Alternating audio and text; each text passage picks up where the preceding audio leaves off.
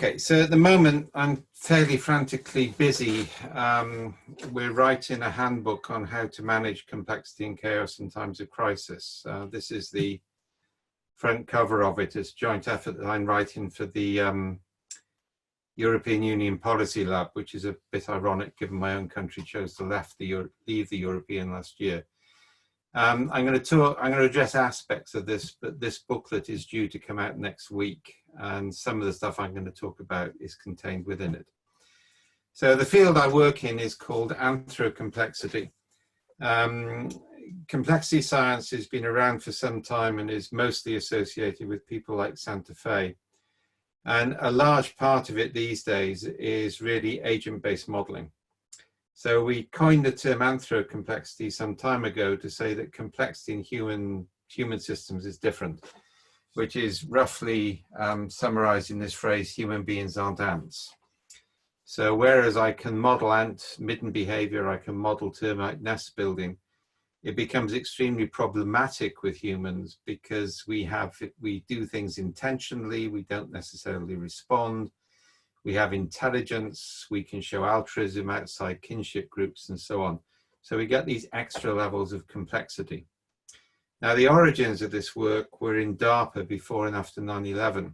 And I was then working for John Poindexter, who was, some of you know, was Reagan's former NSAs. I didn't know who he was until I decided I liked him and then realized who he was and discovered I wasn't meant to, but that's another story. And he had two major programs. One was called Total Information Awareness, which is the one he got into trouble for in Congress. And the other was called Genoa 2, which was myself and Merlo Park in the main. And we were working on creating human sensor networks. So how do you actually understand weak signals in human interactions and human behavior? And that work got picked up by the Singapore government, by Peter Ho in particular, who'll be known to several people on this call. And I was one of the two principal designers of the Singapore IRAS system, International Risk Assessment and Horizon Scanning. So the work's subsequently developed over the last 10 years. I left IBM to form the company for this. So I want to raise three key issues from complexity, then do some of the cognitive science, then talk about what that means. So the only thing I can guarantee in any complex adaptive system is that whatever I do will have unintended consequences, which is quite scary. I might often show a picture of a cane toad here, just to upset Australians. So cane toads were introduced to Australia to control one pest, but then they become the dominant pest and so on. Now, unintended consequences can be good as well as bad. So there's a key principle in evolutionary biology called exaptation, which is a key aspect of what we do. So adaptation is a trait evolves over time. It's an evolutionary process. So dinosaurs' feathers evolve over time for sexual display, as far as we can see from the fossil records in China. They were very colorful. Some dinosaurs developed skin flaps on their forelimbs to better display the feathers. And those dinosaurs started to fall out of trees and discovered they could glide. So flight was a trait which evolved for one function under conditions of stress, exapted for another. The human cerebellum evolved in higher apes to do fine-grained manipulation of muscles in fingers, to pick seeds out of seed pods. It exapts in humans to manage grammar, the fine control of language in humans. And that's something which was too big an evolutionary leap for a linear process. It required a non-linear process. And we know this is key on inventions. So the famous case of a microwave oven, which is invented when a Raytheon engineer realizes the significance of a chocolate bar melting in his pocket when he's maintaining the magneto of a radar machine. Most of the pharmaceutical industry is dependent on this type of process. So actually the EU handbook talks about 4 stages of a crisis: assess, adapt, exapt, transcend. So you have to assess where you are, you have to rapidly adapt, and then you start the exaptive process. You start the process of creating completely novel uses of existing capability, and that allows you to actually evolve out or to transcend the crisis as you exit. And there's a principle there I'll mention and may come back to, You do three things very urgently in a crisis, apart from the crisis management. You created a learning and innovation team, which runs in parallel because you never had a better chance to change. But you also create a team to actually monitor for and model unintended consequences before you take actions. And the methods for those go way beyond red teaming. Yeah. So unintended consequences are there. They can, if they're spotted early, they can be exploited or dampened. If they're spotted late, they're out of control. The third thing is a key concept in complexity is called a strange attractor. If you look it up on the web, you'll see what's called a Lorenz butterfly. So it's a pattern of behavior where individual actions never repeat, but even though they don't repeat, overall, there's actually a sort of a pattern within it. Yeah. And for those into Deleuzian epistemology, it's called an assemblage, and for those into narrative theory, it's called a trope. So what actually happens is somebody tells a story, somebody else tells a story. Those stories start to attract repetition or similar type stories. Then it becomes a pattern, and then you actually can't escape it. And for my various and many sins, I have to read Donald Trump's emails every morning. He tweets every morning. For a project where I'm working on. And the genius of Trump is that he uses key phrases to stimulate tropes. So the energy gradient of believing what he wants to say is actually quite low. And a friend of mine in the Canadian Mounties has a wonderful way of expressing this. He said it used to be that every village had an idiot and it didn't matter because we knew who the idiots were. But now the idiots have banded together on the internet to legitimize idiocy. And that's kind of like what we see. We see patterns of narrative and they move very, very quickly. And the work we originally did on DARPA on this was to identify the moment in time when a civilian population will decide to support terrorism. And I can think if I go back to the 70s, where I was a young idealistic Jesuit postulant working on peace and reconciliation in Northern Ireland, and I got picked up by the RUC, the state police, and asked which of my legs did I want shot first. And then they heard my accent and realized I was a mainland Catholic, not an Irish Catholic. So they threw me out of the Land Rover.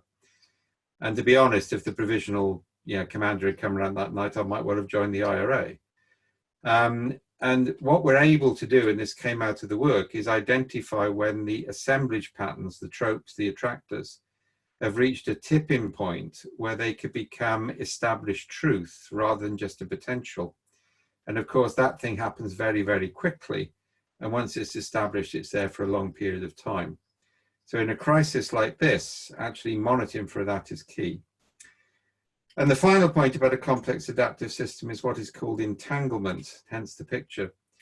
Alicia Gerraro, and if anybody wants, I, and Valdis Krebs and Ann Pendleton-Julian did a hugely popular webinar last week, which I can send you the link to, on complexity and covoid. Yeah, and one of the things Alicia famously said is a complex system is like bramble bushes in a thicket. And the way you actually design systems is some types of entanglement grow up naturally, at which point you can't break them without breaking the system. Other forms of entanglement can be designed. And a key aspect, and this is in the EU handbook, is how do you create entanglement so that things start to exit in the right direction? You can't predict where where the end point is, but you can actually make statements about the way you move forward from the present. So I say there's a body of theory here before I come onto foresight. The other phrase in this is naturalizing sense making. This is one of the 5 schools of sense making, and people like Weick and Kleiner and the other groups.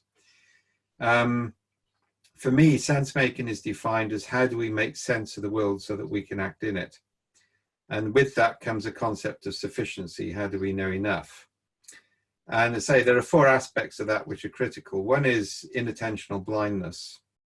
And a lot of you will know this. There's a famous experiment in which a group of radiologists were given a batch of x-rays and asked to look for anomalies.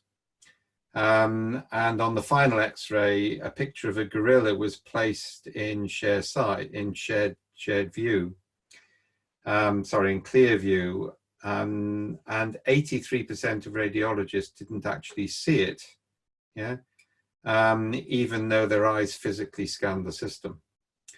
And the scary thing is the 17% who did see it came to believe they were wrong when they talked with the other 83%.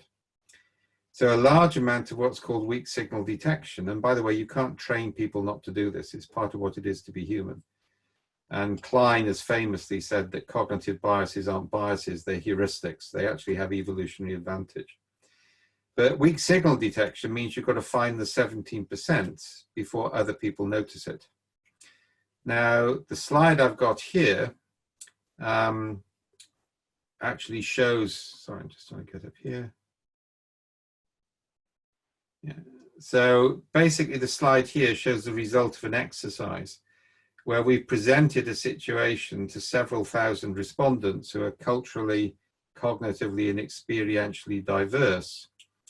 And they've all interpreted, that data. So this is where literally 1,000 people have interpreted the same data in real time. And as you can see, there are 3 dominant patterns of interpretation. And some of those, I mean, sometimes you see these and they have literally outlier clusters. And part of the capability we're starting to build for governments and companies is the ability to do a whole of workforce engagement to assess a situation. And this is called micro-situational awareness and micro-scenario planning. And one of the things we're going to announce at the end of this is 2 mass participation events. One on micro-scenario planning about the post-pandemic future, and the other is on attitude mapping around ethics on triage, which is a significant real-time problem. And I've got a slide in front of me from one NHS region in the UK, which has got a box on it which says send home to palliate. And that's medical jargon for withdraw support, send them home to die, because we've got to give the equipment to somebody else. And those decisions have been made all over the world at the moment. So we're going to present ethical dilemmas, get people to interpret those ethical dilemmas, and then from that, we'll be able to draw these patterns to show how attitudes are shifting, because you don't want depersonalization of medical. You don't want people to become immune to empathy, because then you get major differences. That was a rapid adaptation of a project I was working on in children's hospitals to identify different types of attitude or belief in end-of-life decision for children who have to be withdrawn from life support. So weak signal detection is not about trying to train people to be open to things they're not seeing. It's about recognizing we've evolved to see only what we expect to see. So you have to radically increase the diversity in the human scanning system so that you get novelty. And the other thing we're launching next week are a series of these narrative-based, and they're quantitative approaches to narrative for families so that children can act as journalists, families can capture bereavement stories and so on. And aside from having local utility, they actually provide evidence back to government as weak signals or changes in attitudes when people are going stir crazy. The other 2 big conceptual things which come out of that, and this is something I've been, Robert Polo is working on as well, it's the new Sprigger handbook, is a switch from forecasting to what's called anticipatory awareness and anticipatory triggers. So I can't actually predict, for example, a terrorist outrage, but I can actually tell you when the plausibility of outrage is higher, and I can focus your attention on an individual aspect of what's happening. And we do that with intelligence algorithms based on large training data sets. So for example, and I'll take a completely non-forecasting example, if I use social workers to continuously gather records in real time, I've got fragmented self-interpreted data from children who have been abused and children who haven't. That creates a training data set which can trigger an alert for a social worker which says stay in this home and ask more questions. And if you think about it, all children get these puzzles where they're shown a black and white drawing, say, of a park, and they're told there are 15 kitchen utensils hidden in the drawing, and because they're told there are kitchen utensils, they know to look. So a lot of our work is that sort of anticipatory trigger. And then we get into what I term sidecasting, which is neither forecasting nor backcasting. Sidecasting is casting around in the present to see what directions of travel are coherent. Because in a complex adaptive system, you can't determine outcome. but you can commence journeys, and it's critical to know which pathways actually have coherence. And again, we use those landscapes to map it. So as I say, what we're about to do is to launch these 2 mass events. And we'll put the website up shortly. In fact, I'll put it in the chat room in a minute. All right, I might put it in now while I remember it. And the way we do this, and this is a result of one we did on global warming, so this is actually a formal report which came out of it, is people interpret onto a series of triangles, and the triangles are drawn from theory in the field. Now, the reason we use triangles is to create a cognitive load on the brain. Because, and I'll use a completely prosaic example, if you ever do an employee satisfaction survey, you get a question which says, does your manager consult you on a does your manager consult you on a regular basis, scale of 0, not at all, 10 all the time? Now that question contains a hypothesis, and because you've got a Likert scale, you know what answer they want. We take a different approach. We ask a non-hypothesis question. We say, if you actually had to, if your best friend wants to join the company, what story of your recent experience would you tell them? That's a non-hypothesis question. Then we ask them to interpret it onto 6 triangles, one of which says, in this story, the manager's behavior was altruistic, assertive, analytical. So 3 positive qualities. So 6 triangles, 18 data points. And because you don't know what the right answer is, your brain flicks. We've wired people up to see what happens here. You go from what's called autonomic processing to novelty receptive processing, or what the behavioral economists call, you move from thinking fast to thinking slow. So you go to different attitudes or beliefs. Now, this was from a mass capture around attitudes and change in attitudes to global warming run earlier on this year. And you start to see how the patterns sort of emerge from that. And the key thing here is I can click on any of those areas and I can read the micro scenario or the situational assessment which happened. That's called disintermediation. On the stuff we're doing with families, a government official can click on the picture and see the story told by the family without any mediating interpretation. So the whole point on this is, and this was developed as a complement to scenario planning, but it's not a forces and factors workshop, write 5 narratives approach. It's a real-time mass participation approach, because you get very little chance to identify weak signals and reinforce or dampen them. So the key thing in a crisis is to build a sensor network.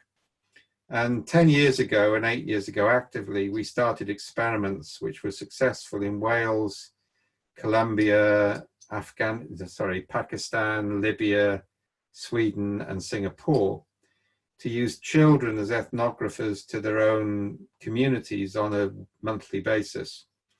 And by gathering stories which are self-interpreted by the people they interviewed, we can actually map local patterns, the street stories which indicated attitudes and beliefs and tensions and so on.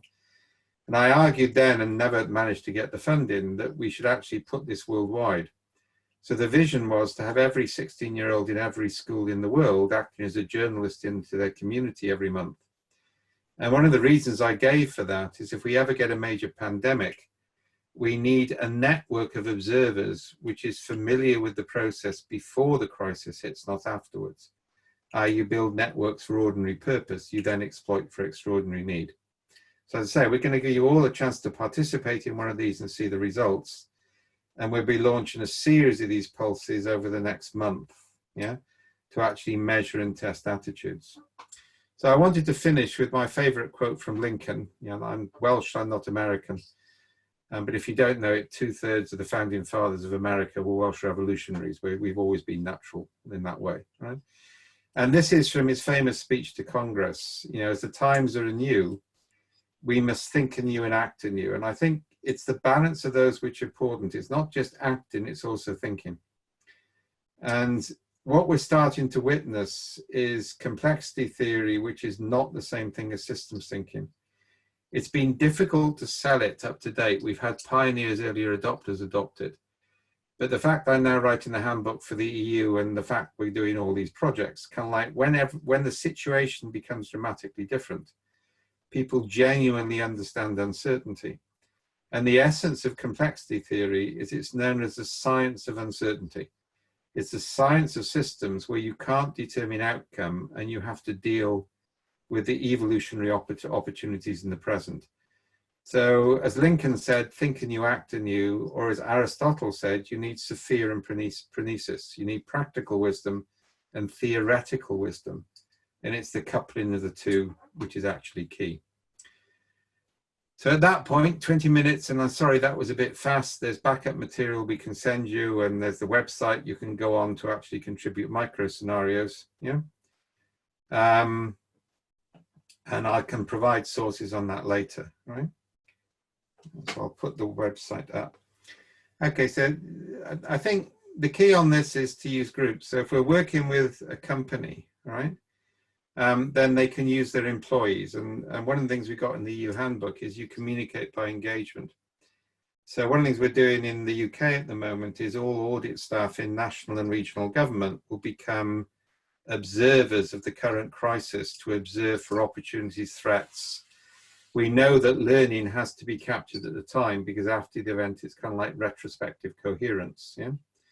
So we're deploying civil servants to capture that. That gives us a network and we can identify that. For the one we're doing now, we're just going to do it for a week as an experiment. Anybody can volunteer. But then that's going up to some senior figures in the UN and elsewhere for potential funding so that we can effectively create large numbers of panels, and the panels can be initiated by email. This also works on a downloadable app, which means you can upload pictures or voice as well as text. We're launching something for leaders on Monday, which means that leaders can capture learning on a continuous basis, and then they can be pinged to take part in this particular type of exercise. So what you need is multiple panels, and you need them to be cognitively, culturally, and experientially diverse. And then you just trigger different panels in different contexts. Yeah. Blind sides of forecasting and backcasting is that they're objective based. So foresight is you project forward from the present. And one of the origins of backcasting, I've forgotten the author, but I remember reading his paper and he said, forecasting is pessimistic. We need to stop that. And I must admit thinking, well, if forecasting is pessimistic, maybe we should try and do something about it rather than just create a new technique. But backcasting identifies an ideal future state and then goes backwards to identify if there are key blockages and sees how to remove them. And that's valuable. Sidecast, but the trouble is they're biased by this, the point about the gorilla. People talk about what they can imagine, yeah, from their own experience. And even if, I mean, I've done stuff in Singapore with science fiction writers. And even if you come up with a crazy scenario, which turns out to be right 3 or 4 years later, it's still rejected at the time. So the whole point about sidecasting is to cast around in the present to see what are the traction points, what are the weak signals, what are the trigger points, which if you put a small amount of energy in will allow the system to evolve forward to a better place. So you stop and in complexity, you stop focusing on the future and you start focusing on the present. And that's what sidecasting was actually developed for, yeah. So complex leadership and attitude and framework. Well, I'm slightly biased on this, but I created the Cynefin framework, which is used in the US Army, the US Navy, has been adopted by the EU and elsewhere. And that identifies 5 states: complex, complicated, clear, chaotic, and confused. And part of the key process on leadership is to realize which, and this is on, you know, to use the academic phrase here, ontology precedes epistemology.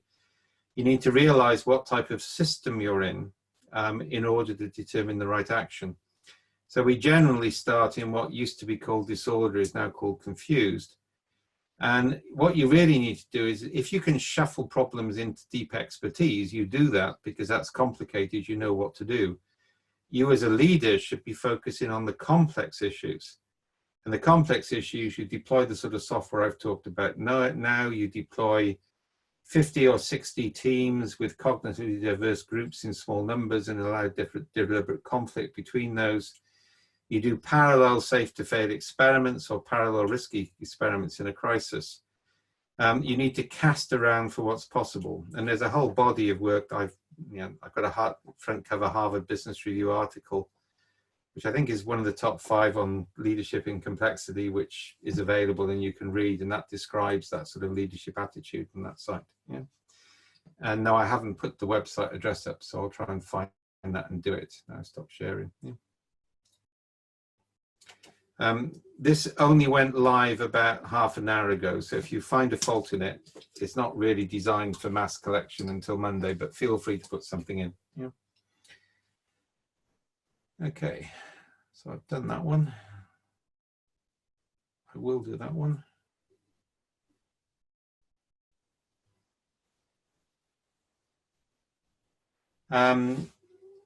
Yes, we are collecting data right now. I'd say we've got a whole bunch of initiatives running at the moment. So one is the one which was originally developed with the Auditor General in Wales, which is to use civil servants or public servants who are at home with nothing to do as agents to capture data in real time. That's been done on apps. And that's designed to actually identify opportunities, threats, missed innovation opportunity and innovation opportunities, etc. We've got 4 family systems which will go out next week. One is for families to capture stories of living in isolation, but also for their children to act as journalists. And linked to that is the bereavement narrative database, because people can't go to funerals. We had a mass graves have been built in New York. And we know that actually not being able to grieve can cause mental and physical sickness. So we're creating a database done on previous work in Ireland for people to tell their bereavement stories about their relatives. Yeah. And that's also designed to capture end of shift stories from medical workers, because we need the lessons learned from medical staff under stress. We can't do that in the field, but we can do it when they get home at night. So that's another one. Yeah. We're doing the mass pulses I've indicated. This has been done with the UNDP for leadership journal keeping. The key thing is, and I think this is responding to Chelsea, we're not trying to build a narrative for COVID. That's a sort of systems thinking type approach, is what's the narrative, we need to design it. What we're trying to identify is what current patterns in people's day-to-day stories could be amplified so that a narrative evolves and emerges, which gives us a better future after COVID. And I can't overemphasize this. Complexity theory is all about finding something which can be given energy, which can evolve in a favorable direction, rather than trying to impose something based on idealism within the future. Yeah. Lots of things on Sensemaking. The key thing is this point about diversity, right? And so I'll come back to this point of Gary Klein, who's a good friend and colleague, right? He famously argues, and I fully agree with him, that there's no such thing as a cognitive bias. Evolution produces things which have utility. The reason we have biases is that overall, they reduce the energy cost of making decisions. It's just sometimes they don't work. So if we recognize that, then we need to start to realize that human beings evolved to make decisions in extended families and tribes, not as individuals. And actually, collectively, intuition is very good, whereas individually, despite the nonsense of Malcolm Gladwell's Blink, it's actually very bad. Yeah. So cognitively diverse, experientially diverse networks, doing situational assessment in real time, outlier identification, finding the 15%, providing energy into things. Those are all aspects of this. And in a complex adaptive system, there are only 3 things you can actually manage. So this also helps in a crisis. One is the constraints, and you can add constraints, remove constraints. You can make constraints permeable. Constraints can enable or they can govern. You can manage catalysts, i.e. things you do to see if a pattern will form. And you can manage the energy allocation to successful patterns or the energy withdrawal from unsuccessful patterns. So that's all you can do. Everything else is a waste of time. There's a whole list of things that you can manage and things that you can monitor within the handbook. So focusing on constraints, focusing on catalysts, focusing on large sensor networks, and focusing on rapid amplification and rapid dampening, that's how you do sense making. Done that one. Done that one. Okay, that's a good. I mean, Trump is the trouble at the moment is every time somebody argues against Trump from a liberal perspective, particularly if they're what used to be called a Boston Brahmin, but I may be showing my age in using those terms. The trope which Trump is activating has already evolved to handle that.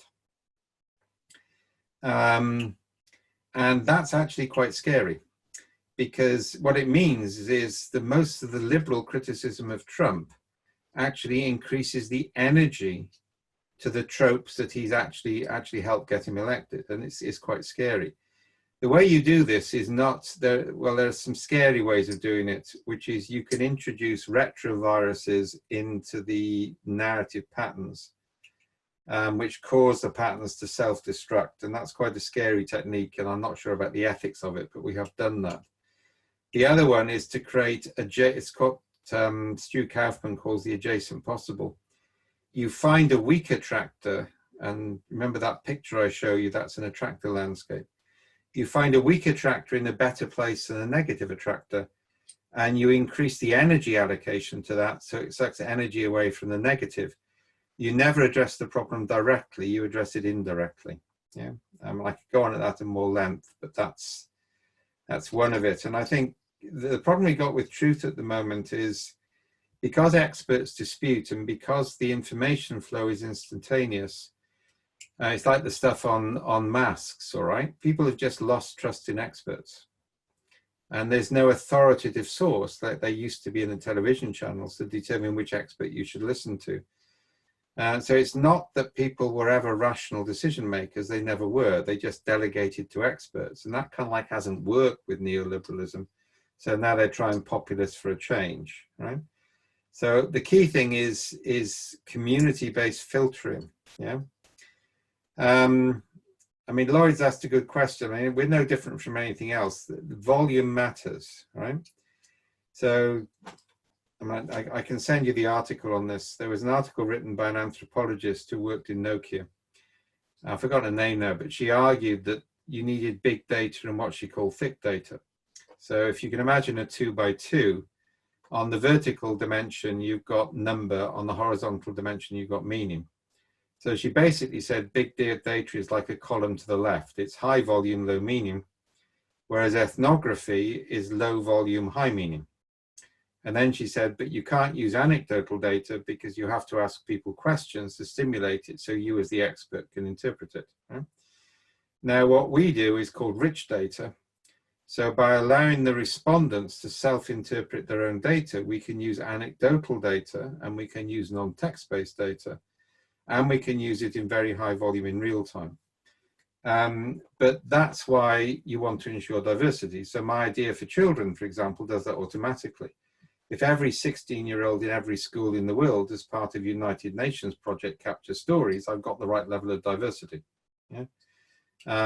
If I've got people in my organization, or the other one we've used is university students, I've got enough metadata about them that I can make sure my panels are objective, yeah, and have the right level of diversity. And the bigger the panels, the less a problem it is, right?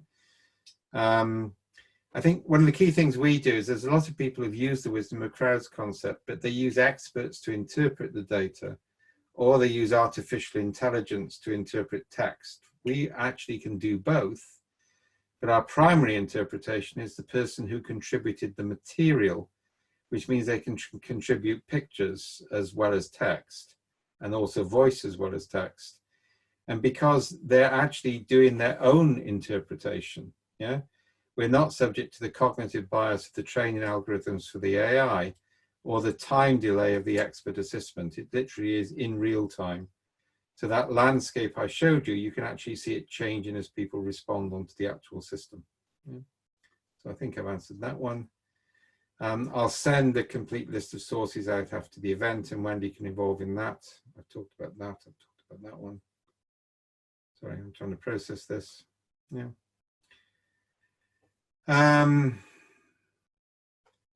Yeah, Greg, it's always dangerous when people actually listen to your podcast and ask you questions about them.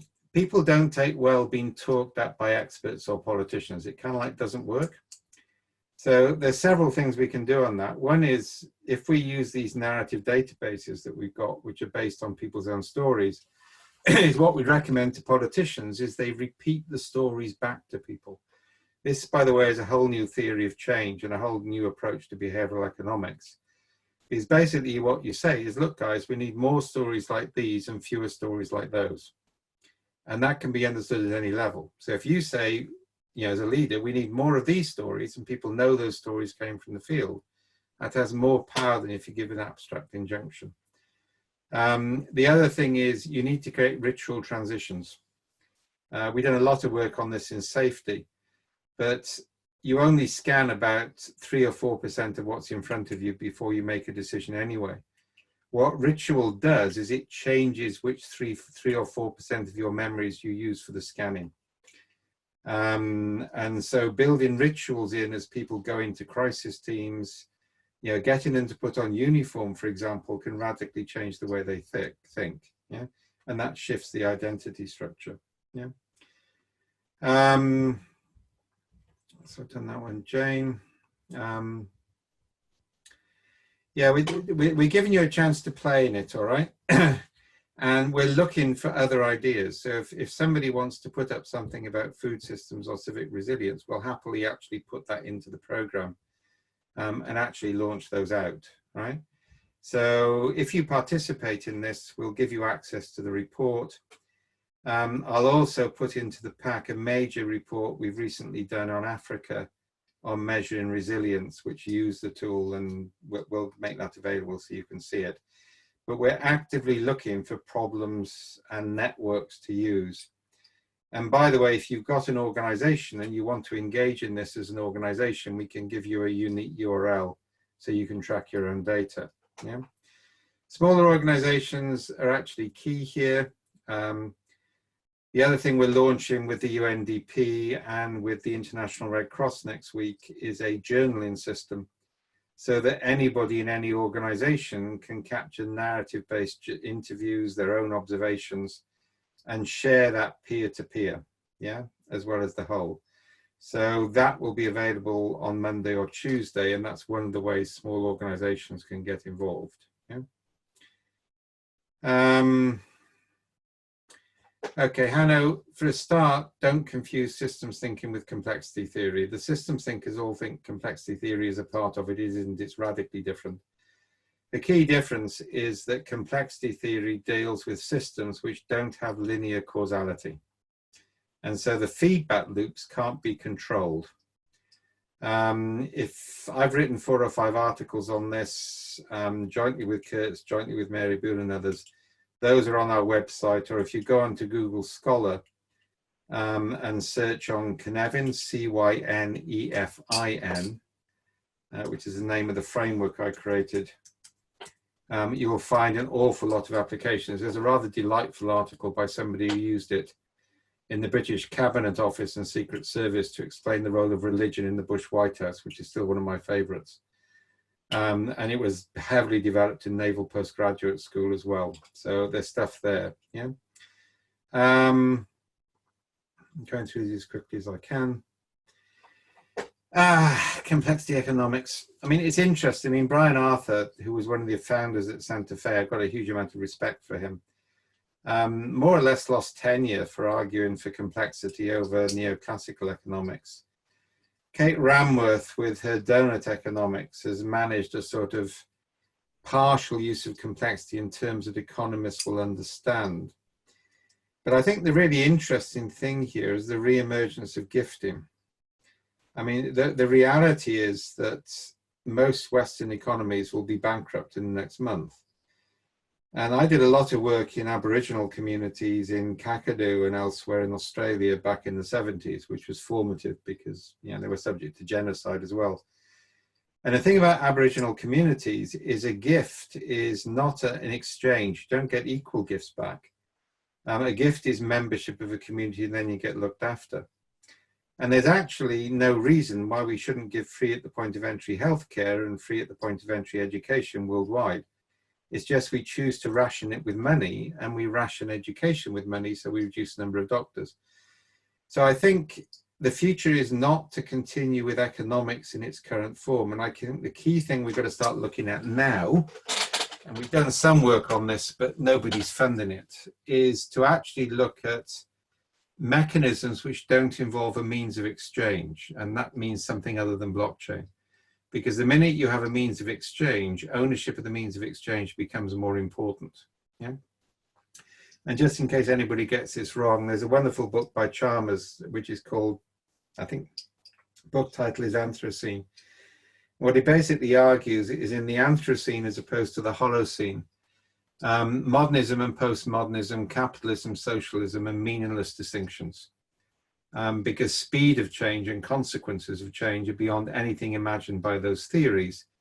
And so we've actually got to think about something on that. Yeah. The main thing on sidecasting is I wrote a series in my blog, which have got to be put into a book at some stage. But if you type sidecasting on my blog, you'll see the I developed over about 5 fairly extensive blog posts. So that's kind of like there. The interesting thing, Paul, on this, how do you prevent managers from thinking and monitoring, collecting stories? The fascinating thing on this is that narrative-based research, advocacy is carried with the research method. So numbers are objective but don't convince. Narrative convinces but isn't objective. So if managers click on a statistically significant pattern and read the story, then they can often be shocked out of complacency. Yeah. And if they collect enough data, the stories will tell them things that they don't want to hear, but in means in which they will hear it because they discover it for themselves. I think the other thing we're finding, and again, the EU handbook will help on this, is actually saying, well, there are things you can control. These are them. Don't worry about anything else. And I think we tend to demonize managers and leaders too much, all right? And they've been trained in the wrong way and they don't have the right tools. Give people the right tools and the opportunity, most people can actually do a good job. Yeah. I think you've got a real problem on the internet. I mean, if you know anything about epigenetics, you'll know that part of the problem is if you only get stimulation through visual means, then it's actually quite limited. One of the reasons why, I mean, I've been doing 8 hours of Zoom conversations and then it's deeply stressful. One of the reasons for that is your brain is seeing pictures of people and it's actually expecting chemical pickup. A lot of our decisions on trust are made by picking up pheromones at a subconscious level. And we're not getting that stimulus, so we get confused and stressed. Now, the danger is we could actually lose that capability. So we've been entirely reliant on the virtual environment. And that's actually quite dangerous. And the other problem with social media is it's too easy to manipulate. And we all know that with the last American election and with Brexit, all right? The manipulation of text-based data on the internet is so easy, it's unbelievable. And that's why, and I still want to get this funded, is having children in every school in the world gathering stories actually reduces that bias. Because currently the internet is what in complexity is called an unbuffered feedback loop. And the problem is that unbuffered feedback loops always lead to perversion, and we've seen that within the network era. And to admit, yes, I mean, if we had children doing this, it's fine. I think the other big thing is starting to rethink democracy. I mean, democracy evolved for voters who knew the people they were electing, and that's no longer the case. And I think we've got to think about how people can take more responsibility with politicians in the different areas. And we've already done work on this in Colombia. I mean, the software was used in the last presidential election and kind of like we were on the winning side, right? So understanding actual stories gives you much better, and it's street stories. It's quite interesting. I was pulled into, you know, politician level meetings in the US and the UK after Brexit and Trump's election. The one the day after Trump's election in Washington was fascinating. I've never seen agencies work together like that before in my life. And one of the things I was arguing at those is the need for these sort of networks now, right? Because you have to have a mechanism by which you can sow a pattern over the people who elect the leaders. So politicians will respond to stories from the people they rely on election. They're natural complexity workers. But the trouble is they over depend on the last one they heard or from the person who's given them what they need. So the ability to see the whole is key. And I'll give you an example of a failed project on this. So I was in the White House after the Obama election, and they wanted to consult the American people on initiatives. And we said, that will be a disaster. You'll just get too many. What we should do is poll them for day-to-day frustrations, things they don't think are working, look for patterns in those, then announce initiatives against the pattern.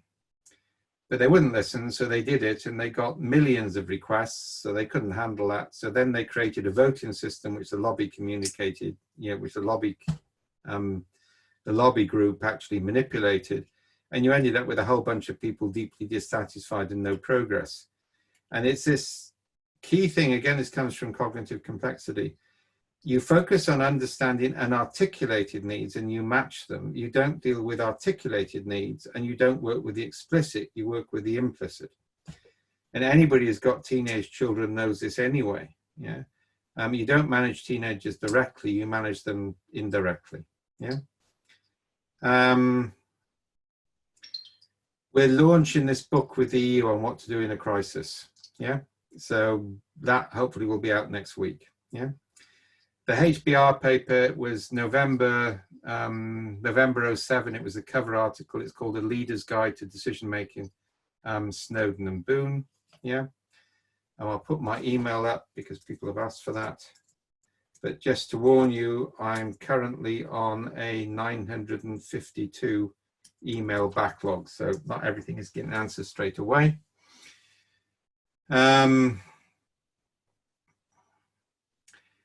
Yeah, I think this question about need for using networks and diversity in organizations, it's quite interesting. One of the absolutely key principle of a crisis management and complexity is you delegate decision making and you centralize coordination.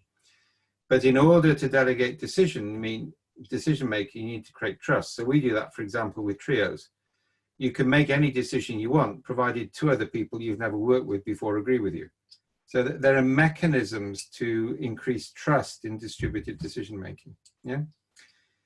Boris, intuition is not nonsense, it's but collective. And the problem with Blink, I mean, the cognitive neuroscience community produced an entire book to counter Blink. It's called The Invisible Gorilla. Is that what Gladwell does is he selects examples which match his thesis. So Gladwell's first book, a bit like Taleb, I mean, Taleb's first book was brilliant, but then they start to degenerate. And it's now at the point where it's almost like you get a thesis and then a journalist goes to gather evidence to support it. The reality is human intuition at an individual level is actually very poor, except in limited circumstances, but it's very good collectively, right? So that's kind of like where you want to go, yeah? Yeah, I mean, the social group, we do this a lot, all right, which is, it's more stories like this, fewer stories like that. So I'll give you an example. We did a project in the South Wales valleys, which are deeply depressed. You've got 4 or 5 generations of unemployment. We used children to gather narrative, and then we gave the tools to communities, so nobody from outside came in. But what we actually did is so the minister set a target. So we got the landscape map, and the minister says, look, if I can have more stories like this, fewer stories like that, we'll put funding into your community. And then we brought transgenerational pairs, which is one of my better ideas, which is young people can only be taught how to use the software unless they bring somebody from their grandparents' generation with them. So we had transgenerational pairs coming up with ideas for community improvement. If they were good, they were put in a trio with somebody from the government, and the ideas were then implemented. Now that achieved more change through small, locally determined actions based on the more stories like this, fewer stories like that, rather than the classic one-size-fits-all major government initiatives. Yeah? Part of your problem with this is politicians find this difficult because they like major initiatives. Most change comes by small actions in the present. And if we're going to survive this pandemic, we've got to change the dispositional nature of the system. Yeah, and that's what complexity is about. And I said on the webcast the other night, if I was going back to my very religious days, and I'm still sort of religious, but not very religious anymore, you could actually basically say that COVID is God's gift to humanity to give us a chance to sort it out. Because we got worse crises coming. I mean, this takes 2 weeks, maybe 3 weeks to gestate. It's going to kill 15 to 20% of the world's population. That's not good. But the next one might take 8 weeks and kill 80%. And then we got global warming coming on the horizon. So I think it's absolutely critical that we use COVID now and we use it on a distributed basis to work out how to manage a crisis and how to create the dispositional state so that crises are less likely to happen, or the system is far more resilient when they actually do, which would kind of like be the Lincoln message as well. And I think that's all the questions.